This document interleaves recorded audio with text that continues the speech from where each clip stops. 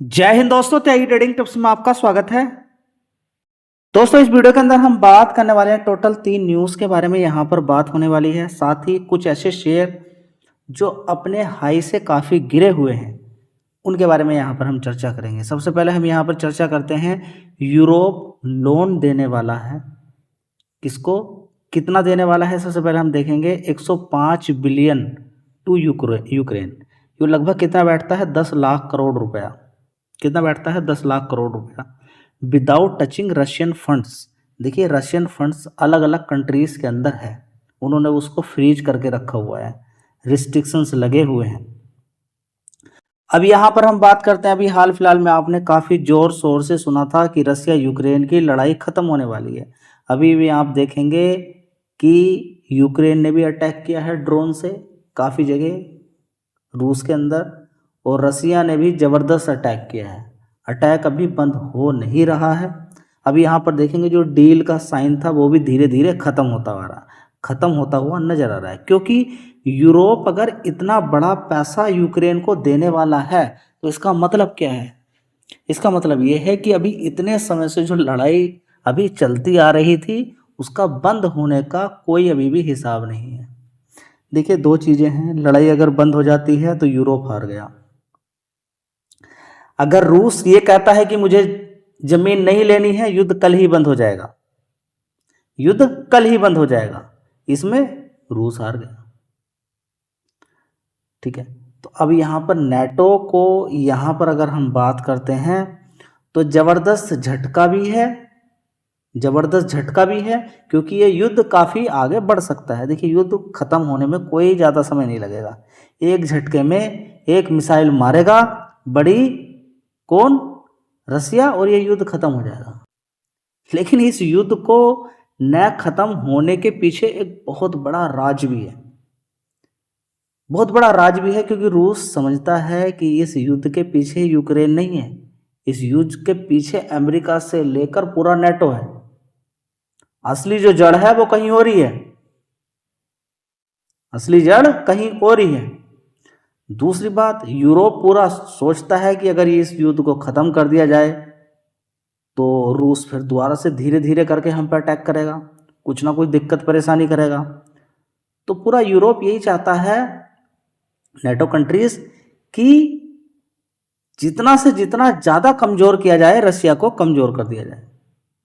ठीक है, तो अभी ये मार्केट के अंदर खबर फैली हुई है, जिसकी वजह से आप देखेंगे आज अच्छी खासी तेज़ी बनी है डिफेंस स्टॉक्स के।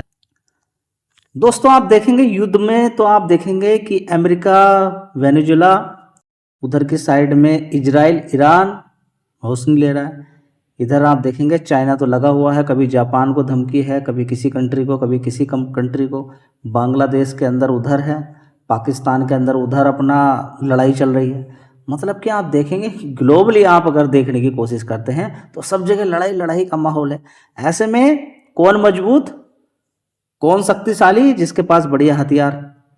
ठीक है, तो यहाँ पर हम देखें कोचिन शिपयार्ड की बात करें तो एक दिन के अंदर इतनी ज़बरदस्त तेज़ी है, लेकिन 52 वीक लो एक बार देख लीजिएगा, कितना है यहाँ पर 1180 रुपये, कितना 1180 रुपये। हाई कितना हमारा 2500 रुपये। ठीक है, तो आप देख सकते हैं 6 महीने का चार्ट पैटर्न, बड़ी गिरावट यहाँ पर हुई थी, उसके बाद अच्छी खासी तेज़ी बनी, फिर दोबारा से गिरावट हुई यहाँ पर 1500, उसके बाद बड़ी तेज़ी बनी। और एक साल का चार्ट पैटर्न अगर आप देखने की कोशिश करते हैं तो बड़ी गिरावट इसके अंदर हुई थी, उसके बाद ज़बरदस्त तेज़ी बनी, उसके बाद फिर गिरावट, फिर तेज़ी, और अभी जो गिरावट हुई है आज एक दिन के अंदर ही किसी को मौका ही नहीं दिया खरीदने का। चलिए, एफआईज बेचकर भाग रहे हैं, क्या किया जाए। पिछले 3 दिन से अच्छी खासी खरीदारी, आज देखिए 10,366 करोड़ का माल खरीदा, 10,800 करोड़ का बेच दिया, नेट यहाँ पर बेचा है। ठीक है, अब देखिए इधर उधर की कितनी भी न्यूज़ सुनिए आप, डीआईज तो देखिए 14,600 करोड़ का माल इन्होंने खरीदा है, बेचा 10,700 करोड़ का है, 3,800 करोड़। कोई न्यूज़ इधर की निकल कर आए, उधर की निकल कर आए। देखिए, लड़ाई अगर होती रहेगी ठीक है, लड़ाई के बीच में दो देश नहीं आने चाहिए। यूक्रेन रसिया की लड़ाई चलेगी, मार्केट पे कोई खास असर पड़ने वाला नहीं है। इजराइल ईरान की लड़ाई चलेगी, चलती रहे, लेकिन इंटेंसिटी बढ़नी नहीं चाहिए। अब ऐसा नहीं कि उसमें बड़े बड़े हथियार इस्तेमाल होने शुरू हो जाए। आप देख रहे हैं कि इजराइल ईरान की भी लड़ाई हुई, रसिया यूक्रेन की भी लड़ाई हुई, मार्केट पर कोई इतना खास असर नहीं पड़ा। क्यों? क्योंकि जो नुकसान हो रहा था वो एक लिमिटेड था। बड़े हथियारों का इस्तेमाल नहीं होना चाहिए, खासकर परमाणु का। ठीक है, तो कुछ नहीं होने वाला, मार्केट चलता रहेगा, तो इस चीज़ पर आपका फोकस होना चाहिए। तो एफ एक डर की वजह से यहाँ पर लगातार बेच बेच कर निकल ही रहे हैं। ठीक है, तो एफ को रोकना बड़ा मुश्किल है, लेकिन उसके विपरीत अगर देखें तो डी जबरदस्त खरीदारी कर रहे हैं। दोस्तों अच्छी खबर यहां पर आपको देखने को मिल रही है, देख सकते हैं यहां पर India New Zealand free trade agreement, यानी कि दोनों देश आपस में ट्रेड कर सकते हैं। माल न्यूजीलैंड का मन है तो वो इंडिया के अंदर माल भेज सकता है, और इंडिया का मन है तो न्यूजीलैंड के अंदर माल भेज सकता है।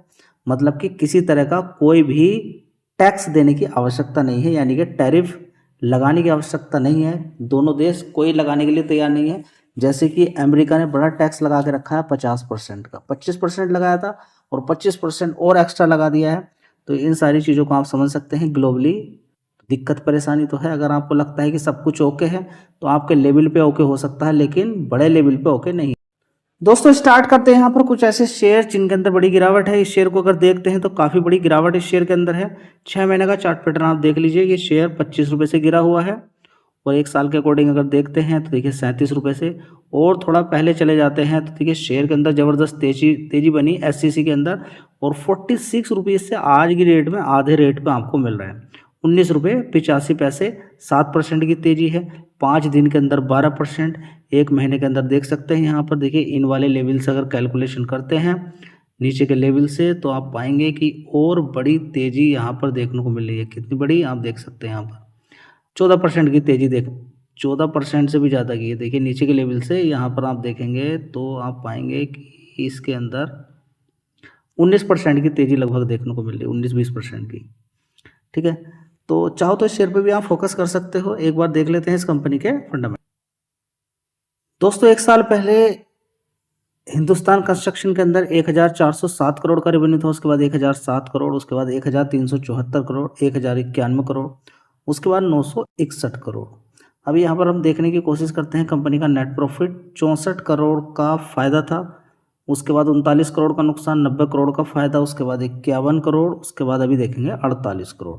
शेयर के अंदर गिरावट है, थोड़ी तेज़ी भी यहाँ पर देखने को मिली है। सारी चीज़ों को एडजस्ट करना है, लंबे समय का वेट करना होता है। फोकस कर सकते हैं शेयर पे। देखिए रिकमेंडेशन किसी भी शेयर की नहीं है, आपके सामने शेयर रख दिया है, आप पूरी मेहनत करें, जानकारी निकालें, अच्छा लगा तो ठीक है, नहीं तो अवॉइड कर सकते हैं। दोस्तों अगला शेयर होगा पिरामिल फार्मा। इस शेयर की अगर बात करते हैं तो देखेंगे 177 रुपये का भाव है। आज कुछ तेजी यहाँ पर देखने को मिल रही है। 6 महीने का चार्ट पैटर्न देखेंगे, बड़ी गिरावट है। 1 साल का चार्ट पैटर्न एक बार देख लीजिएगा कंपनी का, तो आप कहेंगे कि बड़ी गिरावट इस शेयर के अंदर है। 265 रुपये से गिरते गिरते यहाँ पर पहुँच चुका है।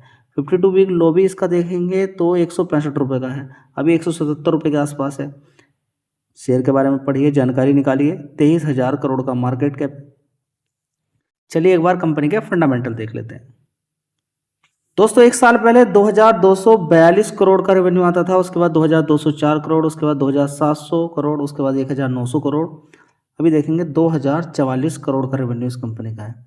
ऑपरेटिंग प्रॉफिट एक बार देख लीजिएगा, 342 करोड़, 338, 561, 107 करोड़।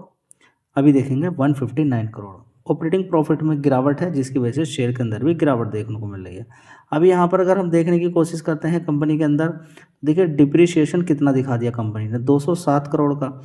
सीधी बात है, ये सब प्रॉफिट ऑपरेटिंग प्रॉफिट में से ही माइनस होता है।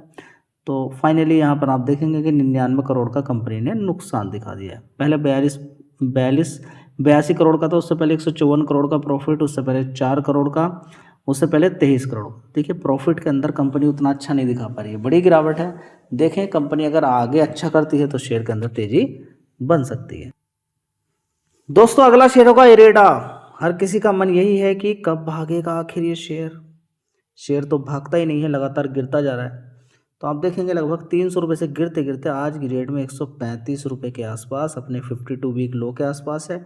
मार्केट कैप 36,000 करोड़ का मार्केट कैप इस कंपनी का है। आप चाहो तो इस पर भी फोकस कर सकते हो, रिकमेंडेशन किसी भी शेयर की नहीं है।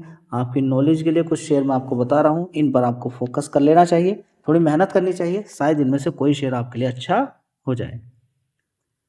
दोस्तों अगला शेयर है वरुण बेवरेजेस। ये छोटी मोटी तेजी समझ के आप ये मत समझ लीजिएगा कि बिल्कुल गिरावट हो गई है और अब ये शेयर बस भागते ही चले जाएंगे। 52 वीक लो का मतलब ये नहीं कि गिरावट नहीं हो सकती, और भी गिरावट हो सकती है।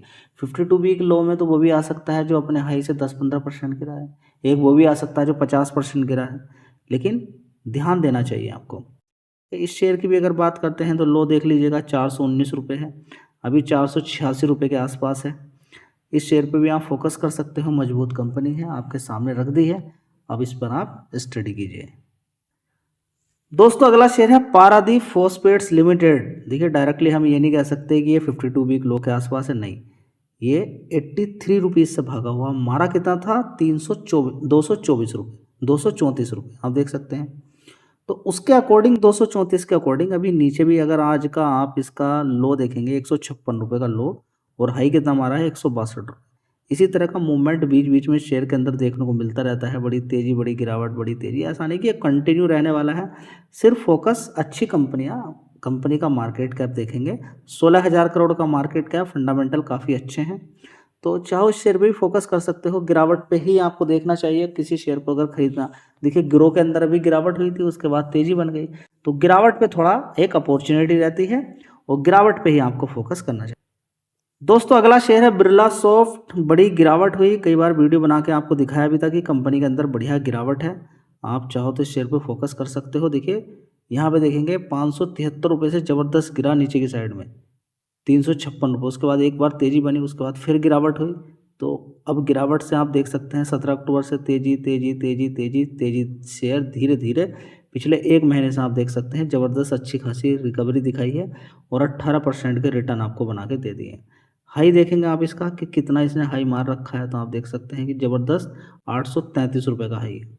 ठीक है, अगर किसी का मन है तो आप देख सकते हैं। आज अगर देखने की कोशिश करते हैं तो काफ़ी सारे शेयर्स के अंदर, आईटी स्टॉक्स के अंदर, विप्रो के अंदर अच्छी खासी तेज़ी बनी है, टीसीएस के अंदर अच्छी खासी तेज़ी बनी है, इन्फोसिस के अंदर अच्छी खासी तेज़ी बनी है। आपने देखा था कि फ्राइडे के अंदर क्या देखने को मिला था आपको कि एडीआर के अंदर इतनी ज़बरदस्त उछाल, 40% का उछाल देखने को मिला था, किसके अंदर, इन्फोसिस के अंदर। तो लोगों का मूड यही था कि बस आज तो आईटी स्टॉक्स अच्छे भागने ही वाले हैं। ठीक है, तो आज देखिए अच्छी खासी डील देखने को मिली है, आईटी स्टॉक्स में अच्छी खासी तेज़ी देखने को मिली है, ओवरऑल मार्केट पॉजिटिव रहा, जिसकी वजह से आज अच्छी खासी तेज़ी देखने को मिली है। कल क्या होगा देखिए, वो तो कल ही पता चलेगा आपको क्या होने वाला है। एक मूड था मार्केट का कि 3 दिन से एफआईज खरीदारी कर रहे हैं, मूड फिर ख़राब हो गया, थोड़ा सा बिकवाली कर दी है, लेकिन एफआईज तो लगातार बेच ही रहे हैं। लेकिन ऐसा नहीं कि निफ्टी 50 के अंदर उतनी ज़्यादा दिक्कत परेशानी नहीं है, और दूसरे शेयर्स में बड़ी बड़ी गिरावटें भी अभी भी देखने को मिल रही है। धन्यवाद।